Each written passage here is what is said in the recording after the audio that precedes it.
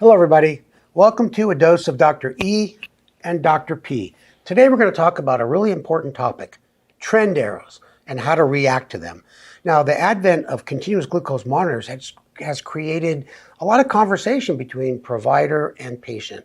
We talk about the mean glucose, the standard deviation, the estimated A1C, time and range. But what is rarely discussed are trend arrows and how to react to them. Yeah, so what is a trend arrow? Well, it just tells you what direction your blood sugar is going. And we always say that the direction that your blood sugar is going is just as important, if not more important, than the number itself. So we're going to give some specific examples, but I think you guys living with diabetes, and if you're taking insulin, you know that there's a big difference between a blood sugar of 150 and just kind of cruising versus 150 and, 2 arrows up, you're screaming upwards, or 150 going, straight down. And with that same exact blood sugar, 150, you might do completely different things. Your blood sugar is going through the roof, take some insulin. Your blood sugar is going down, you might need to take carbs.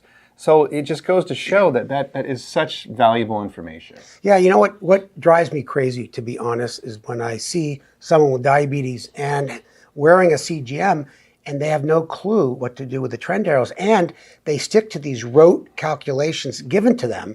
And I don't blame them for years and years. Your insulin sensitivity factor, your insulin to carb ratio, and they don't take into account what direction the blood sugar is going. Mm-hmm. So what's the definition of these arrows? Yeah, so the different systems unfortunately have slightly different definitions. But in general, straight across arrow means that more or less your blood sugar isn't really varying at all.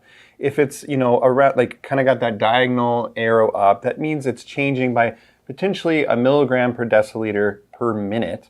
If you get the one arrow up, that can be 1 to 2. 2 to 3. 2 to 3. Yep. Sorry, 2 to 3 milligrams per deciliter per minute. And if it's 2 arrows up, it's more than 3 milligrams per deciliter per minute. So what does that mean in kind of lay terms? Well, let's say you got 2 arrows up and it's changing by 3 points a minute. That means in 10 minutes, which is a relatively short amount of time, you could be 30 milligrams per deciliter higher. Well, even 30 minutes, you're going to be, 90. Mm-hmm. 90. And that makes a big difference. And so when we start thinking about this, remember that when you take insulin, it takes 20, maybe sometimes 30 minutes for it to even start working. So when you're bolusing or taking insulin, you need to be thinking into the future of what's happening when your insulin starts working, of where your blood sugar might potentially be. And even if you're using a Freza, it works much faster, of course, but you still have to take these trend arrows into account. So Steve and I did a revolutionary kind of survey into how people are responding to these trend arrows, and we'll put up kind of the suggestions we came up with to help guide people on how to respond to these trend arrows. And these kind of metrics are most helpful for people taking shots or for people on a pump that is not a hybrid closed loop system.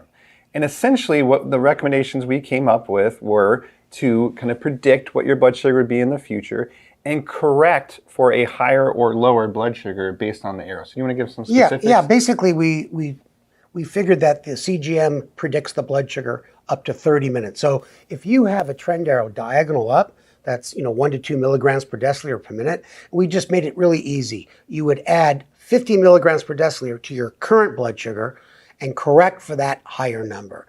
And 1 arrow up, you would add 75 to your current number, and 2 arrows up, you would add 100 milligrams per deciliter to your number and then correct for that higher number. And we even knew that was probably underdosing, but just wanted to give people an idea of what to do. So the idea is if your blood sugar is going up, you need more insulin. If it's going down, in general, you can do a correction if you want, but we would kind of recommend just waiting to see kind of where it levels out before you do anything with insulin dosing. Watch the arrow, and it might go 2 arrows down, 1 arrow's down, 1 arrow diagonal, and then straight across. And then at that point, after a couple cycles, you might say, I need to give myself a little bit more. Now, things are a little bit different if you're on a hybrid closed loop system because in general, you can't really add 100 milligrams per deciliter to what you want to correct. So let me ask you, Steve, if your blood sugar is, 220 and you got an diagonal arrow up and you're about to eat a carb meal, how would you adjust for that? Yeah, there's a couple ways, but I think the easy way is to enter more carbs in your system then you're actually going to eat because it'll give you more insulin. And the way these hybrid closed loop systems work, they give you a suggested dose, but you can also just increase the suggested dose. But I'll tell you what, when I have 1 arrow up or 2 arrows up, I typically double what the pump suggests. Yeah, and I think so that's step 1. And step 2 is if you are going up, the best you can, wait for your blood sugar to start coming down or kind of turn the curve. Or even if you're flat, waiting for it to kind of, we call it waiting for the bend. Our friend Stephen Ponder wrote this book, Sugar Surfing. So wait to see an effect of that insulin and then you eat. So if you're going up, you got to, take more insulin. Now, we had this other scenario to kind of conclude with that we're talking about, let's say your blood sugar is 220, again, same blood sugar. You got an arrow going down and you want to exercise in the next 30 minutes. What would you do? Well, I'm going to look at my hybrid closed loop and see how much insulin's on board. There probably is going to be insulin on board. And I'll tell you what, depending on the level, 200, and I really wanted to exercise right then and there, I couldn't wait, I would probably either have a thing of juice, eat some carbs, or have it right there if I see the arrows going from diagonal to straight down, which is what I would predict it would. How about you? I agree. And I think that really highlights this point that your blood sugar is 220, you're going to be eating carbs and almost treating a low because your blood sugar is already dipping and you're going to exercise. So if you're 220 and going up, you'd say, I'm just going to hop on the bike and hopefully it'll burn it down. So again, just very different actions depending on this trend arrow. And if you don't have a CGM, you go 200, I'm jumping on that treadmill. Yeah. And if you don't know that it's going down, and this is why CGM is so important. Sorry, interrupted. So I think, hopefully some of these will provide guide rails for you, but the ultimate idea here is you have to be incorporating the trend arrow into your decision making.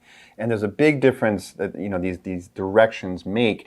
And start liberating yourself that you can adjust your insulin doses. You don't have to be so, set in the formulas that the pumps or your provider gives you. You have to be kind of nimble with this. That's important. And, there's a lot of guesswork, trial and error, and you got a CGM on, so you're never going to get it perfect every time.